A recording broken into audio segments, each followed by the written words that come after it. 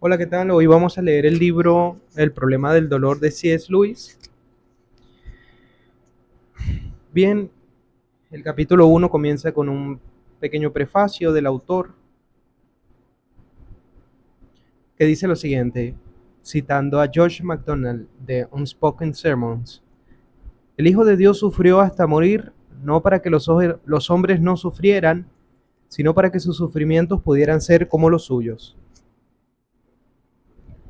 Cuando el señor Ashley Sampson me sugirió que escribiera este libro, pedí que se me permitiera hacerlo en forma anónima, pues si decía lo que realmente pensaba acerca del dolor, me vería obligado a hacer afirmaciones que suponen tal fortaleza que resultarían ridículas si se supiera de quién provenían.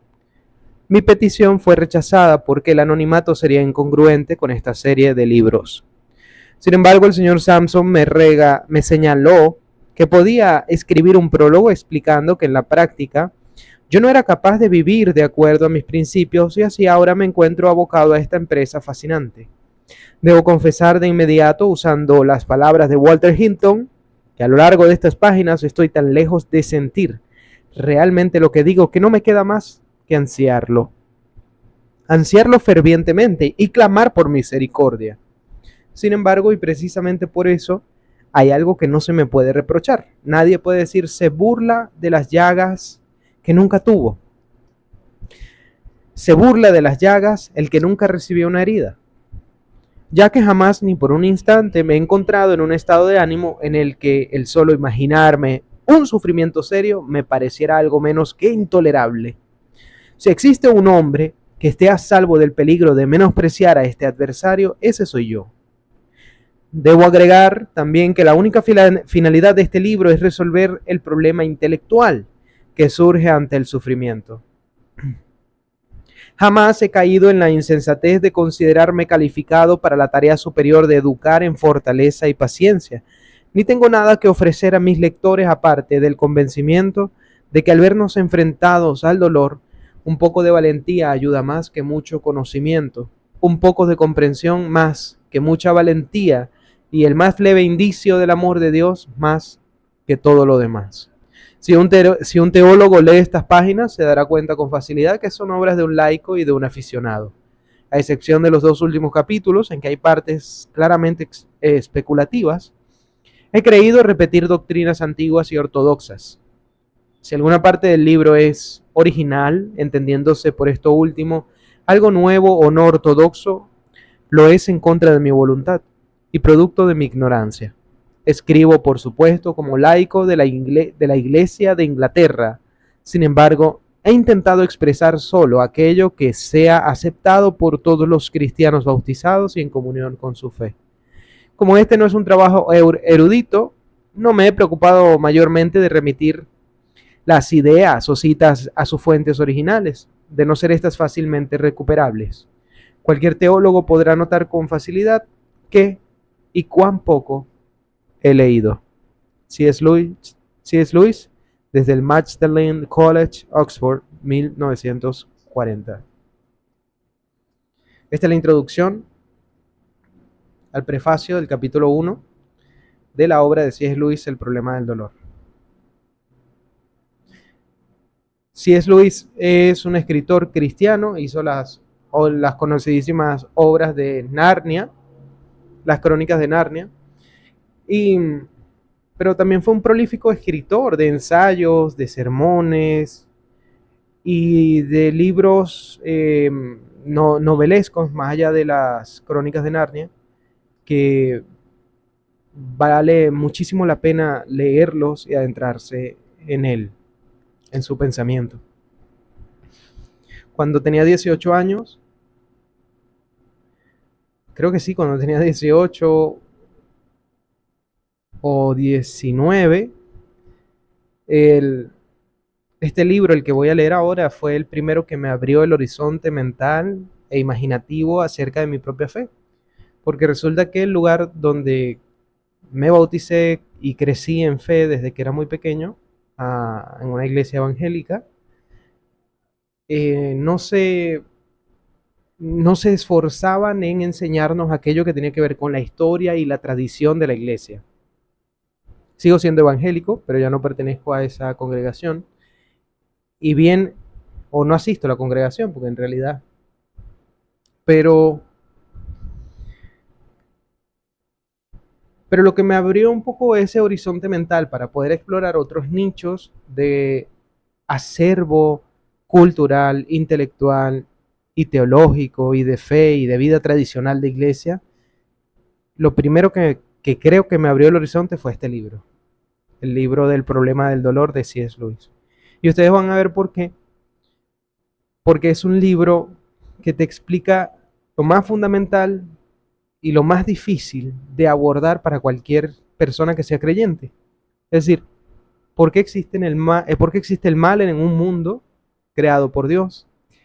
Pero el libro no se llama el problema del mal, se llama el problema del dolor. Porque aunque aborda lateralmente la cuestión del mal, su intención es ir un poco más allá y explorar la razonabilidad y la utilidad del dolor en un mundo que Dios ha creado.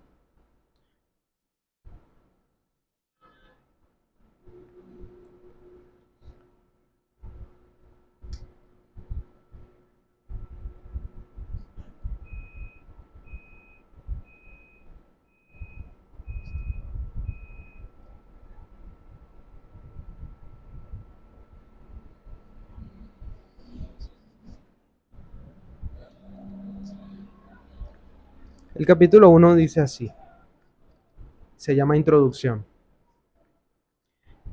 Yo admiro con qué osadía esas personas se determinan a hablar de Dios. Al dirigir sus discursos a los impíos, su primer capítulo es probar la divinidad por las obras de la naturaleza. Es darles motivo para creer que las pruebas de nuestra religión son bien débiles.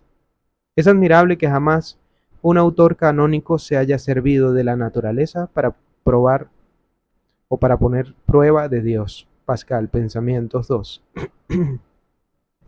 Cuando era ateo, no hace muchos años, si alguien me hubiese preguntado por qué no cree en Dios, mi respuesta habría sido más o menos la siguiente. Observe el universo en que vivimos. En su mayor parte, un espacio vacío, completamente oscuro e increíblemente frío. Los cuerpos que se mueven en él son tan pocos y pequeños en comparación con el espacio mismo, que aun si supiéramos que cada uno de ellos está repleto de criaturas perfectamente felices, sería difícil creer que la vida y la felicidad fueran algo más que un mero subproducto para el poder que creó el universo. Sin embargo, tal como se ve, los científicos creen probable que muy pocos soles, quizá ninguno, a excepción del nuestro, tengan planetas. Y en nuestro sistema solar es muy poco factible que exista vida en algún planeta que no sea la Tierra. La Tierra ya existía millones de años antes que hubiese vida en ella, y puede existir millones más una vez que ésta desaparezca. ¿Y cómo es la vida mientras dura? Se da de un modo tal que todas sus formas pueden vivir solamente mediante la depredación. En las formas inferiores, este proceso solo implica muerte, pero en las formas superiores se manifiesta una cualidad diferente, llamada conciencia, que les permite llevarlo a efecto con dolor. Las criaturas producen dolor al nacer, viven causando dolor y en su mayoría mueren con dolor. En la criatura más compleja de todas, el hombre, se manifiesta aún otra cualidad, que llamamos razón, que le permite prever su propio dolor, que es precedido por un agudo sufrimiento intelectual, como también prever su propia muerte, aun cuando ansíe fervientemente seguir viviendo. La razón también permite a los hombres, mediante un centenar de maquinaciones ingeniosas, infligir muchísimo más dolor del que sin ella podrían haberse causado unos a otros y a las criaturas irracionales. El hombre ha ejercido este poder al máximo. Su historia es en gran parte un archivo de crímenes, guerras, enfermedades y terror, con suficientes dosis de felicidad como para producirle mientras dura un angustioso temor a perderla. Y una vez que se ha perdido, la terrible desgracia de recordar. De vez en cuando el hombre mejora su condición y aparece aquello que llamamos civilización. Sin embargo, todas las civilizaciones desaparecen e incluso mientras duran, producen suficientes sufrimientos que les son propios y que probablemente exceden el alivio que pueda haber traído consigo a los sufrimientos normales del hombre. Que nuestra civilización haya hecho esto no puede discutirse. Que morirá al igual que todas las anteriores es seguramente probable. Incluso si no fuera así, ¿qué pasaría? La raza está condenada.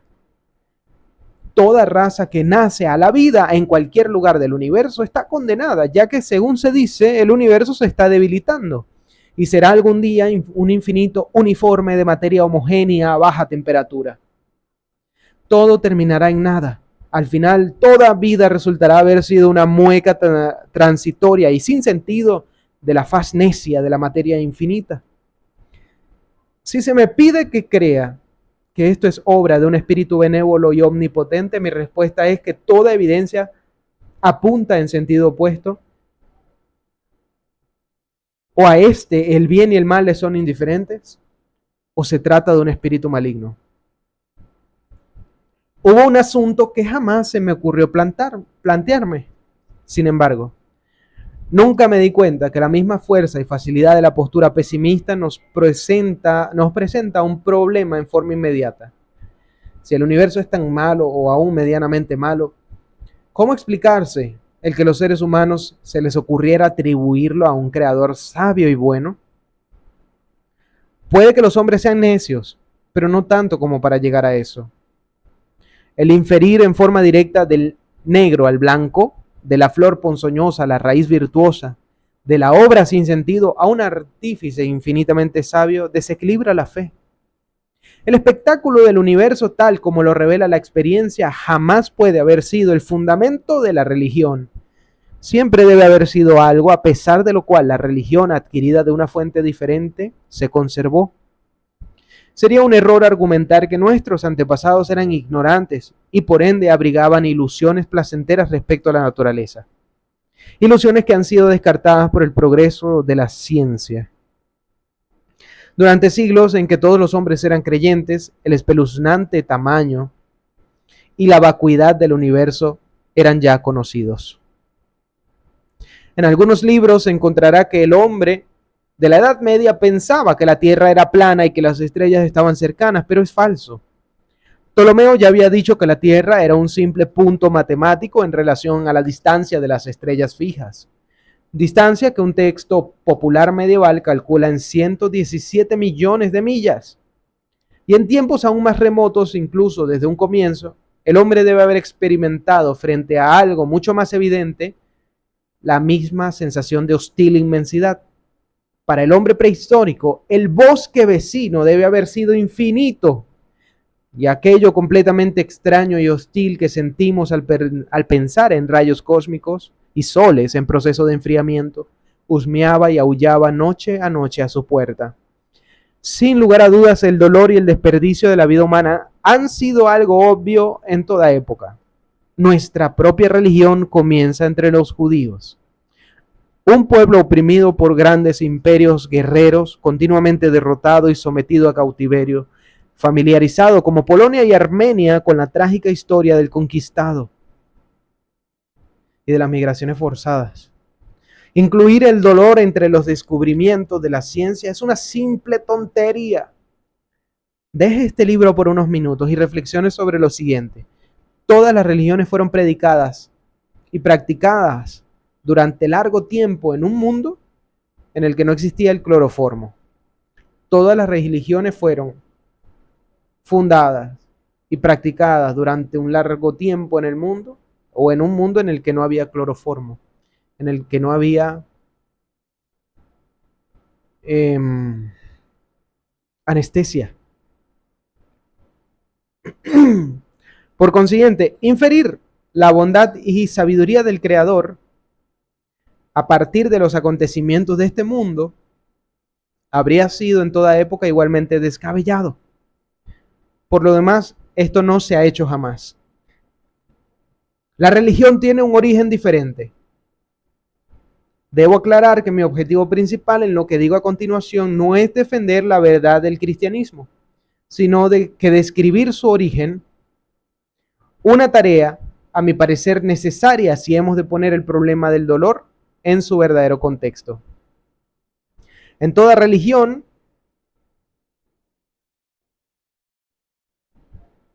desarrollada encontramos tres aspectos o elementos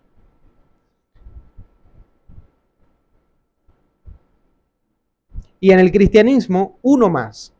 El primero es aquello que el profesor Otto denomina la experiencia de lo luminoso. Quienes no conozcan este término podrán comprenderlo mediante el siguiente ejemplo. Imagínese que le dijeran que hay un tigre en el cuarto contiguo. Usted sabría que está en peligro y probablemente sentiría miedo. Pero si le dijeran, hay un fantasma en el cuarto contiguo, y lo creyera, sin lugar a dudas sentiría lo que comúnmente llamamos miedo, pero de un tipo diferente. Este no se basaría en conocimiento del peligro, ya que nadie teme lo que un fantasma puede hacerle, sino al hecho de que sea un fantasma. Es más bien extraño que peligroso. Y la forma especial de miedo que suscita podría llamarse pavor. Mediante lo extraño se llega al umbral de lo luminoso. Ahora, imagínese que le dijeran, hay un espíritu poderoso en el cuarto, y lo creyera. Sus sentimientos se parecerían aún menos al simple miedo, al peligro, pero su turbación sería profunda. Sentiría asombro y cierto sobrecogimiento, una sensación de incapacidad para enfrentarse a tal visitante y la necesidad de postrarse ante él. Una emoción que podría expresarse con las siguientes palabras de Shakespeare: mi ingenio se intimida ante el suyo. Este sentimiento puede describirse como temor reverencial y aquello que lo suscita como lo luminoso, Numinoso. Ahora bien, nada hay más cierto que desde épocas muy remotas el hombre ha creído que el universo está acechado por espíritus. Quizá el profesor Otto supone con excesiva facilidad que tales espíritus hayan sido acogidos desde un comienzo con temor luminoso. Pero esto es imposible de probar, por la sencilla razón que se puede usar un lenguaje idéntico para expresar temor ante lo luminoso y miedo ante el peligro, ya que podemos decir que estamos asustados de un fantasma o asustados de un alza de precios. Es por lo tanto teóricamente posible que existiera una época en que el hombre considerara a estos espíritus simplemente como peligrosos y que sintiera hacia ellos lo mismo que sentía por los tigres. Lo que sí es seguro es que hoy por hoy la experiencia luminosa existe y que partiendo de nosotros mismos podemos remontarnos bastante atrás en busca de su origen. Podemos encontrar un ejemplo moderno en The Wine in the Willow, siempre que no seamos demasiado orgullosos para buscarlo allí. Cuando Rat y Mole se acercan a Pan en la isla, dice: Rat buscó alimento para susurrar temblando, ¿tienes miedo? ¿Miedo?, murmuró Rat, con los ojos relucientes de amor inexpresable. ¿Miedo? ¿De él? Oh, jamás, jamás. Y sin embargo, oh Mole, tengo miedo. Retrocediendo alrededor de un siglo, encontramos numerosos ejemplos en Wordsworth, siendo quizá el mejor aquel pasaje en el primer libro del Preludio, en que describe su experiencia en el lago mientras rema en el bote robado. Retrocediendo aún más, encontramos un ejemplo de gran pureza y vigor en Malory, cuando Galahad comenzó a estremecerse violentamente al empezar su carne mortal a percibir las cosas espirituales. A comienzos de nuestra era, la experiencia luminosa encuentra su expresión en el Apocalipsis, cuando San Juan, refiriéndose a Cristo resucitado, dice: caía a sus pies como muerto. En la literatura pagana encontramos la imagen que entrega Ovidio del bosque oscuro al pie del Aventino, del cual a simple vista se diría numen inest, el lugar está embrujado, o aquí hay una presencia. Virgilio nos muestra el palacio latino, el Palacio de Latino, que con sus 100 columnas llenaban de religioso terror la tradicional devoción de la que era objeto y las selvas que le rodeaban. Un fragmento griego atribuido a Esquilo nos cuenta de la tierra, el mar y la montaña, estremeciéndose ante la mirada terrible de su Señor. Aún antes, Ezequiel, al hablar de las ruedas en su teofanía, dice que tenían tal circunferencia y altura que causaba espanto al verlas. Y Jacob, al despertar de su sueño, dice: cuán terrible es este lugar. No sabemos cuán atrás en la historia del hombre se remonta este sentimiento.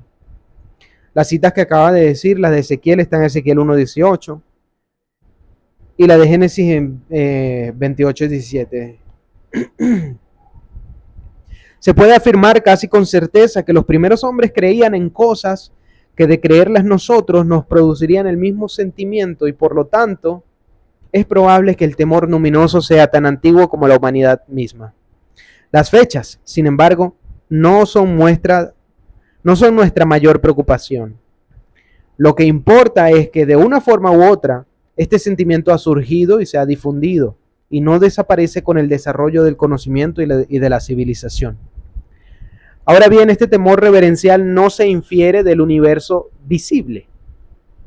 No existe posibilidad alguna de llegar a lo extraño, y menos aún a lo completamente luminoso a partir de lo meramente peligroso.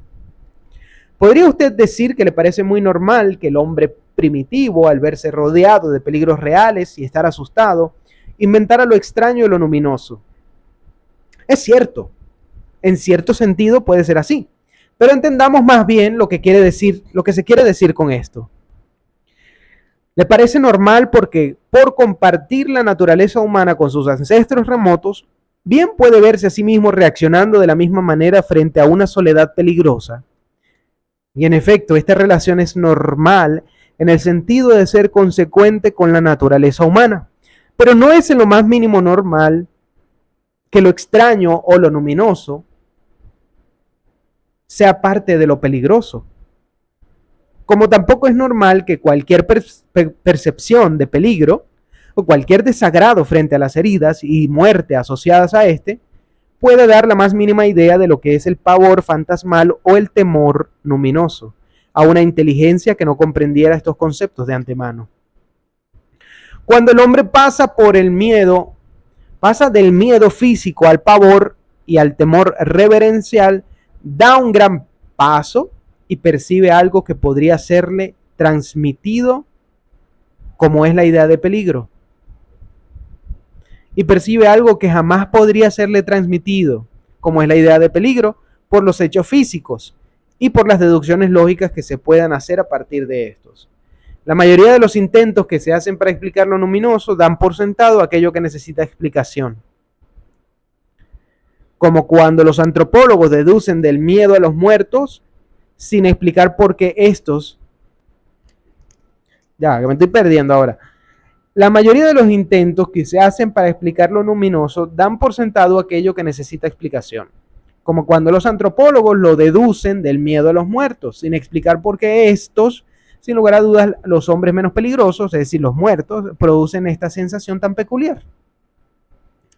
Se debe insistir rebatiendo estos intentos que el pavor y el temor reverencial se encuentran en una dimensión diferente. Son algo así como una interpretación que el hombre hace del universo, o una impresión que recibe de este.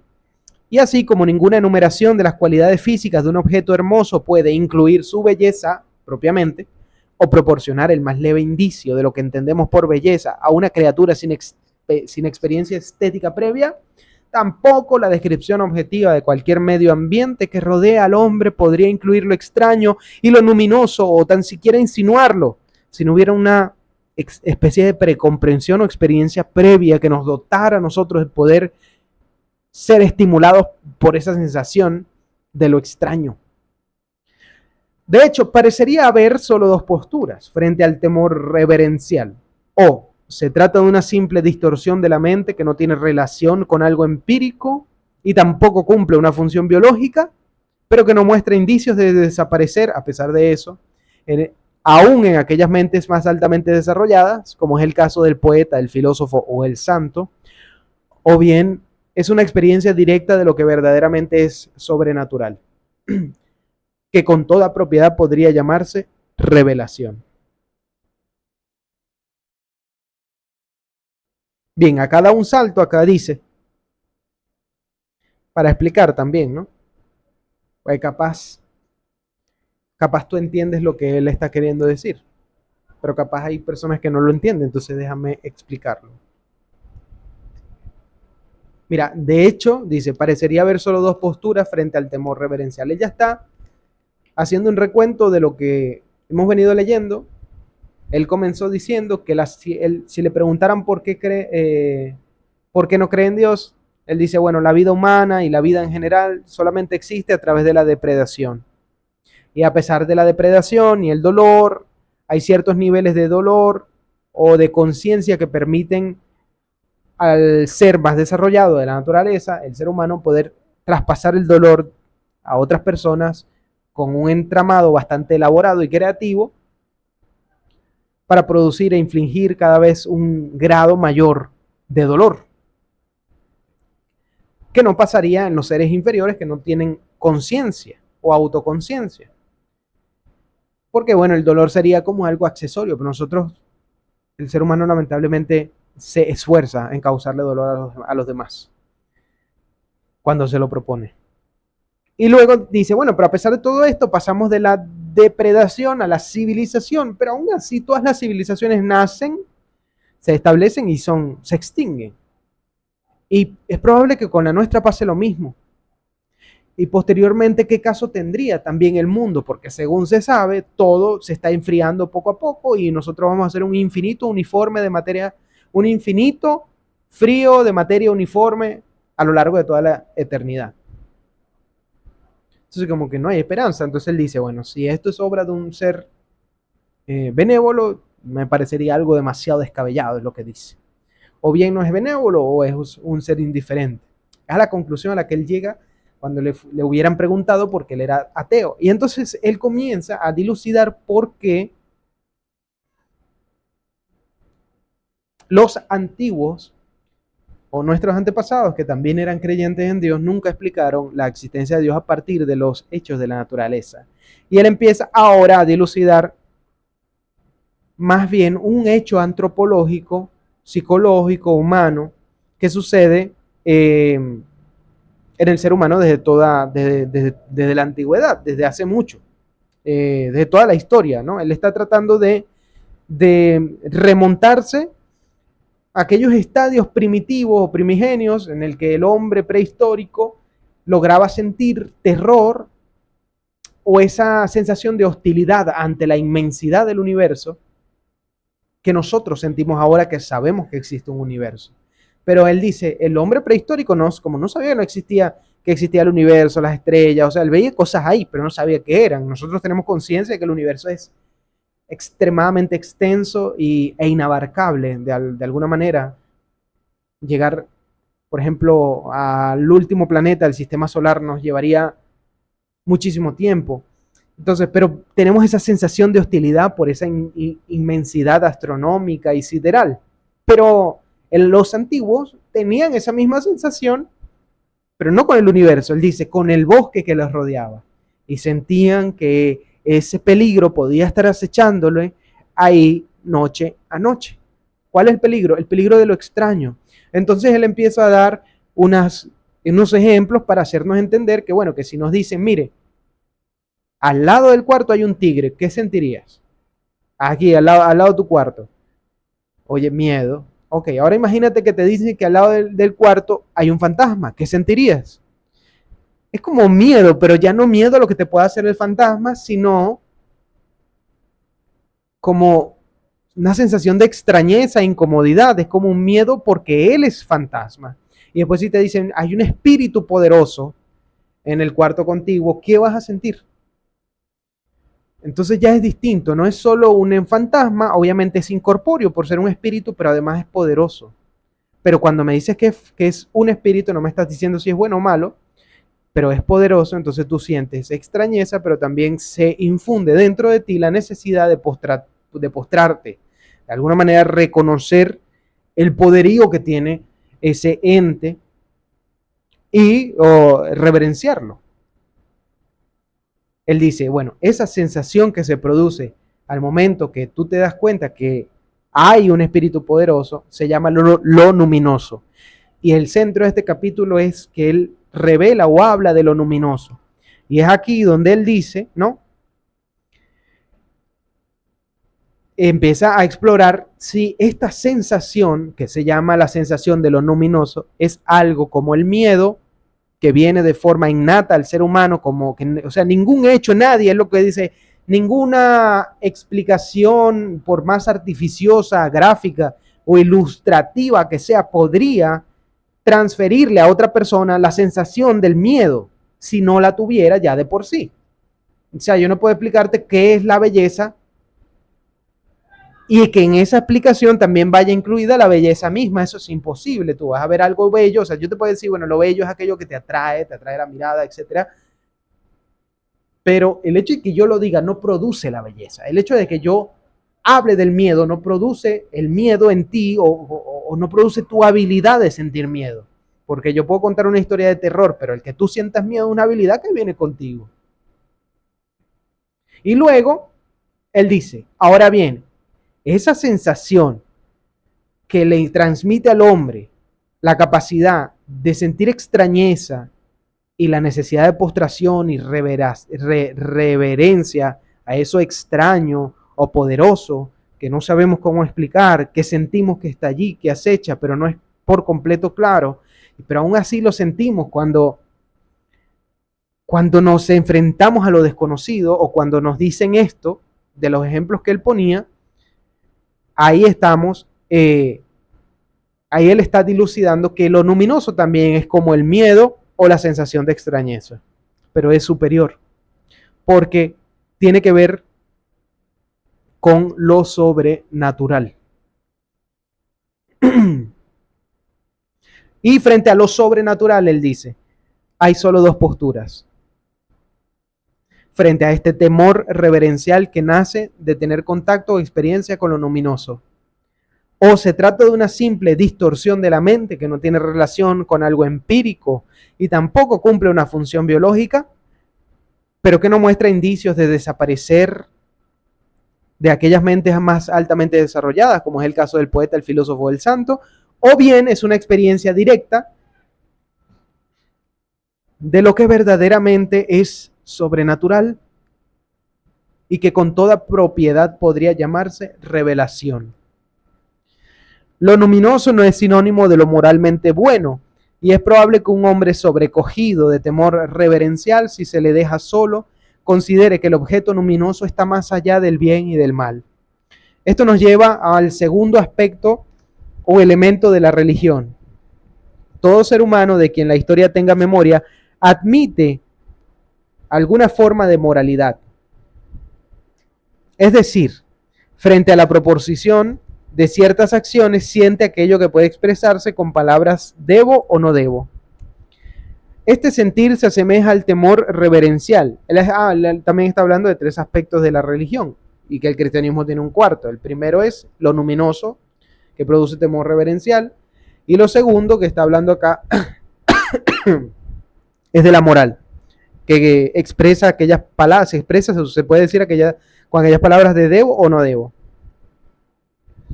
Este sentir se asemeja al temor reverencial en un aspecto, específicamente en que no puede deducirse en forma lógica del medio ambiente y de las experiencias físicas de quien las sufre.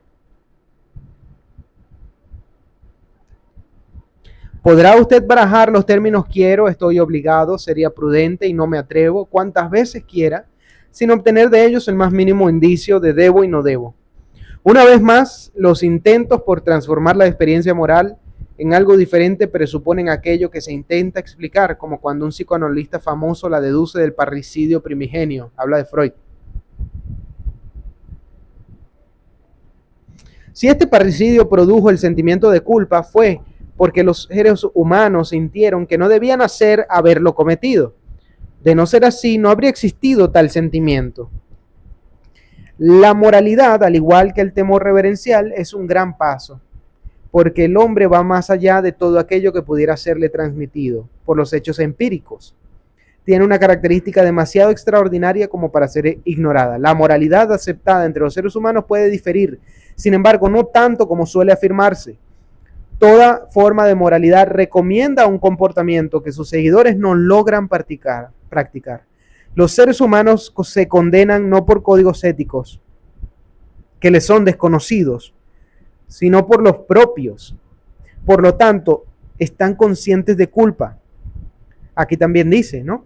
La culpa no se puede, por más que se intente, introducir en el ser humano si el ser humano ya no está dotado de ese sentimiento que se genera cuando uno ha hecho o ha cometido una acción incorrecta.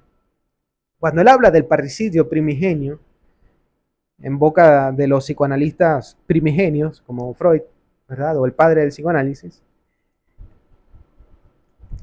él dice, bueno, pareciera que la culpa o esa sensación de no debo nació del parricidio primigenio, pero claro, porque él explica, Freud, que el parricidio primigenio fue un evento, o es un evento, digamos, antropológicamente explicado, en el que las familias se reunían en torno a tribus, existían en torno a tribus, había como una especie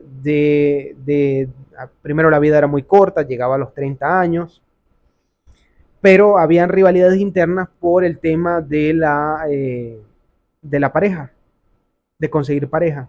Entonces el parricidio es matar al padre, y obviamente parece que el hijo mataría al padre para quedarse con la madre. Pero el haber hecho esto produciría en el asesino el sentimiento de culpa. Y de allí parece que, bueno, empezaron a prohibirse primero el incesto y luego los asesinatos por un tema de moralidad, porque la moralidad vendría a ser aquel desastre que para evitarlo, que se produjo en la manada, porque para evitarlo, con la prescripción con la proscripción o la prohibición del acto, pues explicaría el nacimiento de la culpa. Porque frente a una ley, el incumplimiento genera culpa, pero es lo que entonces está abordando este autor. Ahora él dice, sí, está bien, pero la culpa ya estaba ahí, digamos, la capacidad de sentir culpa estaba ahí, no es algo que se produjo de la nada. O que evolutivamente apareció posterior a la, o sea, estadios mucho más posteriores que con la conciencia. Digamos, con la conciencia, evolutivamente hablando, llegan todas estas percepciones y sentimientos humanos. Por eso él dice, los seres humanos se condenan no por códigos éticos que les son desconocidos, sino por los propios. Por lo tanto, todos están conscientes de culpa. El segundo elemento de la religión en la conciencia es la conciencia, no solamente de una ley moral, sino de una ley moral que es aceptada y desobedecida al mismo tiempo. Esta conciencia no es una inferencia lógica, ni tampoco ilógica de los hechos empíricos. Si no la trajéramos a nuestra experiencia, no podríamos encontrarla en ella. O es un espejismo inexplicable o es revelación. Esta conciencia no es una inferencia lógica ni tampoco ilógica de los hechos empíricos. Claro, la conciencia de la culpa, la conciencia de saber que hay una ley moral universal que es común a todos los seres humanos, que no está escrita, simplemente es la percepción, la sensación de saber que se hace algo incorrecto. No es una inferencia, es decir, no se extrae a partir de una deducción lógica, ni tampoco de una cosa ilógica, a partir de hechos empíricos. Si no la trajéramos a nuestra experiencia, no podríamos encontrarla en ella. O es un espejismo inexplicable o es revelación. Es decir, o es una falsedad, una ilusión que no tiene razón de ser, o viene dado por Dios, porque eso es lo que quiere decir revelación. o por un ser superior, ¿no?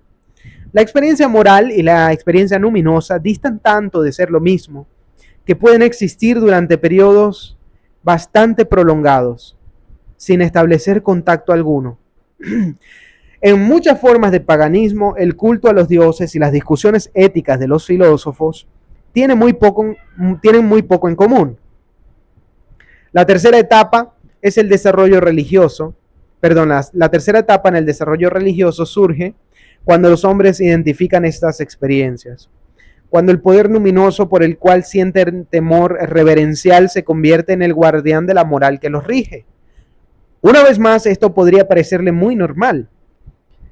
¿Qué podría ser más normal que el que un salvaje, obsesionado al mismo tiempo por un temor reverencial y por un sentimiento de culpa, pensara que el poder que lo atemoriza es también la autoridad que condena su culpa? En efecto, esto es propio de la naturaleza humana, las asociaciones, pero no es en lo más mínimo algo obvio. El comportamiento real de ese universo que es frecuentado por lo luminoso no tiene semejanza alguna con el comportamiento que nos exige la moralidad. El uno parece ruinoso, cruel e injusto. El otro nos ordena las cualidades opuestas. El identificarlas no puede explicarse como la satisfacción de un anhelo, ya que no satisface los de nadie. No existe algo que podamos desear menos que el ver aquella ley cuya sola autoridad es ya insoportable, dotada de las exigencias incalculables de lo luminoso. De todos los pasos dados por la humanidad en su historia religiosa, este es, sin lugar a dudas, el más sorprendente. No es raro que muchos grupos humanos la hayan rechazado. La religión no moralista y la moral no religiosa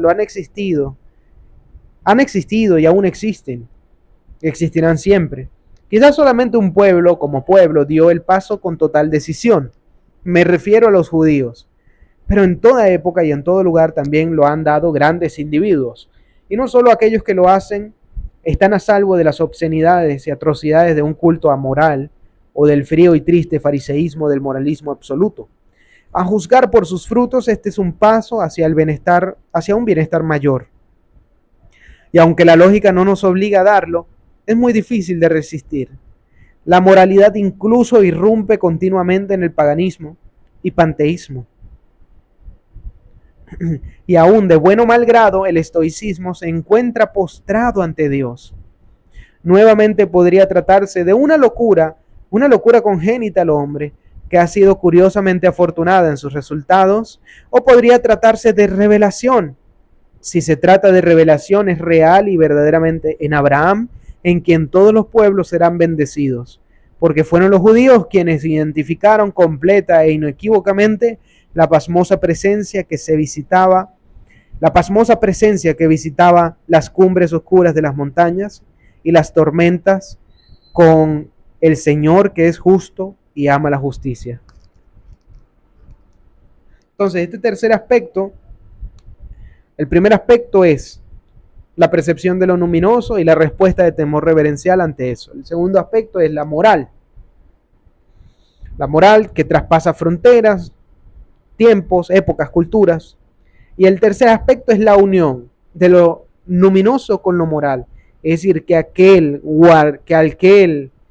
aterrador, aquel ente cuya entidad generara en los individuos esa sensación aterradora de hostil inmensidad, fuera al mismo tiempo el que protegiera esa moral inflexible de que los hombres no pueden evitar su culpa. Entonces él dice en su explicación que no es una cosa obvia que está dada de suyo el que se pudiera sacar esa conclusión, y da ejemplos. Hay religiones amorales o religiones que no tienen ninguna clase de cuidado con el ser humano o con la dignidad de la vida. Por ejemplo, los sacrificios de los niños a Moloch, que en el pasado, y hay dataciones de esto, de cómo se sacrificaban bebés. Igualmente, la religión maya con el sacrificio de los seres humanos, etcétera, etcétera.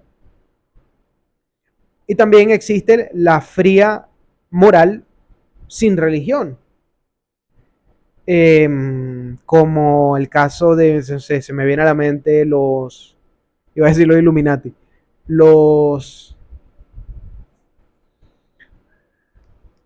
los del compás, no se me viene el nombre a la mente ahora. Esa organización de la cual era perteneciente Simón Bolívar, Juan Pablo Duarte, etcétera. Ellos.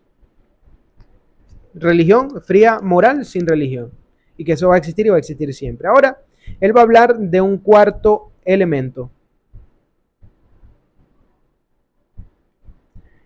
Bueno, pero él dice, no, antes del cuarto elemento, él dice que los judíos fueron el único pueblo que decididamente hizo esa incorporación e identificación de forma excepcional. Porque ellos fueron, o en Abraham fue el único que identificó, y los descendientes de Abraham, que el Señor es justo y ama la justicia. Y eso es una cita directa de Salmos 11:8. El cuarto aspecto o elemento de la religión es un hecho histórico.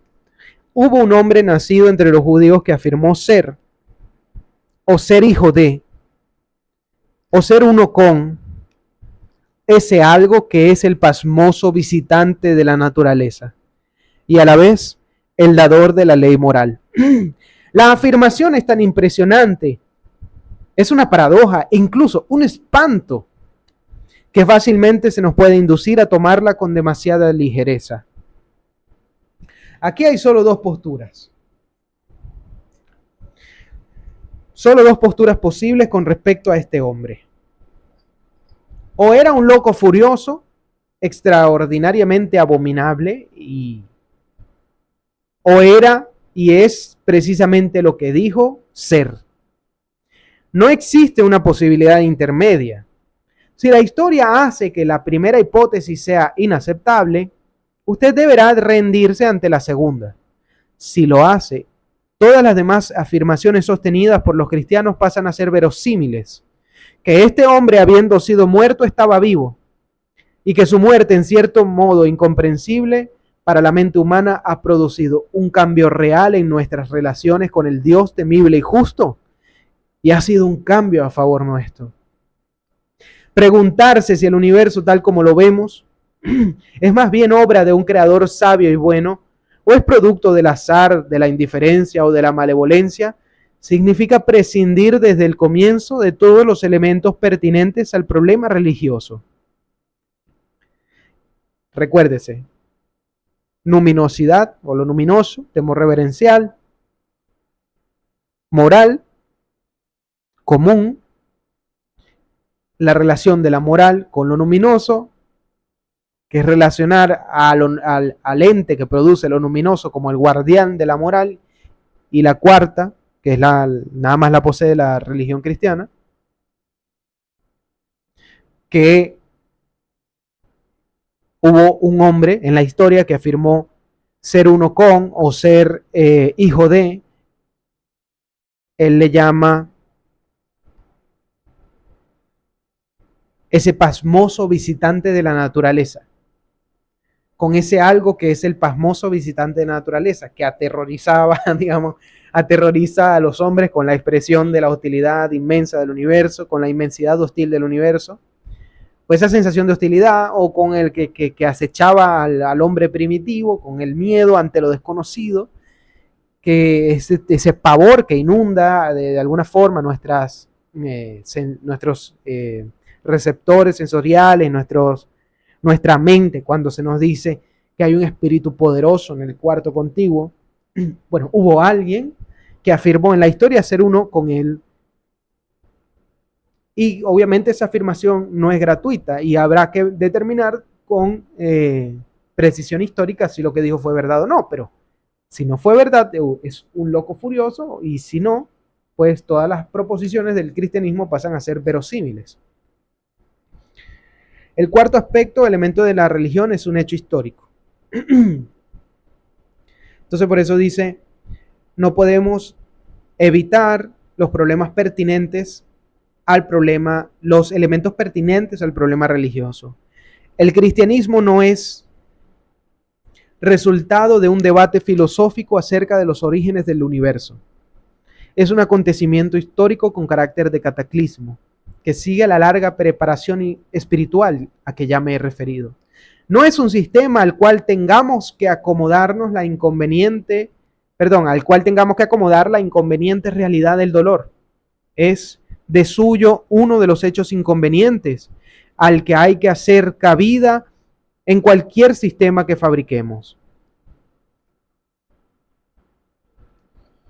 En cierto modo, el cristianismo más bien crea el problema del dolor, en lugar de resolverlo, ya que este no sería problema alguno, a no ser que junto con nuestra experiencia cotidiana de este mundo doloroso, recibiéramos la certeza de que la realidad esencial es justa y amorosa. Más o menos ya he indicado por qué esta me parece ser una buena certeza. No es lo mismo que una compulsión lógica. El hombre puede rebelarse en cada fase del desarrollo religioso, pero si bien no puede hacerlo sin violentar su propia naturaleza, sí puede hacerlo sin irracionalidad. Claro, el hombre puede rebelarse en cualquier fase del desarrollo religioso, pero si bien no puede hacerlo en contra de su naturaleza, si no puede hacerlo sin violentar su propia naturaleza, sí puede hacerlo sin irracionalidad, o sea, lo puede hacer racionalmente.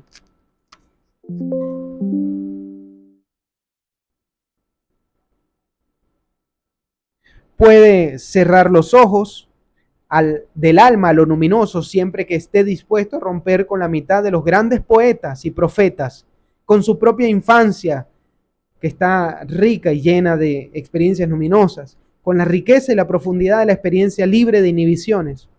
Puede considerar la ley moral como un espejismo y así aislarse de aquello que la humanidad tiene en común. Puede negar a identificar lo luminoso con lo justo y permanecer en estado de barbarie, rindiendo culto a la sexualidad, a los muertos, a la fuerza vital o al futuro, pero el costo es considerable. Cuando llegamos al paso final, la encarnación, la certeza es mayor que nunca. La historia es curiosamente similar a la de muchos mitos que han acechado la religión desde el principio. Sin embargo, no es como estos. No es transparente a la razón. No podríamos haberla inventado nosotros mismos. No tiene la sospechosa lucidez a priori del panteísmo o de la física newtoniana. Tiene el carácter aparentemente arbitrario e idiosincrásico que la ciencia moderna nos está enseñando lentamente a tolerar. En este universo voluntarioso en el que la energía en cantidades imposibles de predecir está agrupada en pequeñas partes, en que la velocidad no es ilimitada, en que la entropía irreversible imprime al tiempo una dirección real y en la que el cosmos, ya no estático o cíclico, se comporta como un drama desde un principio real hasta un final también real. Si alguna vez recibiéramos un mensaje desde el corazón de la realidad, deberíamos esperar encontrar en él el mismo imprevisto, la misma sinuosidad voluntariosa y dramática que encontramos en la fe cristiana. Tiene el toque magistral, el rudo sabor viril de la realidad, no hecha por nosotros ni para nosotros, pero que nos golpea el rostro. Si en tales o mejores términos seguimos el curso por el que la humanidad ha sido dirigida y nos convertimos en cristianos, entonces tendremos el problema del dolor. Y así cierra el capítulo 1.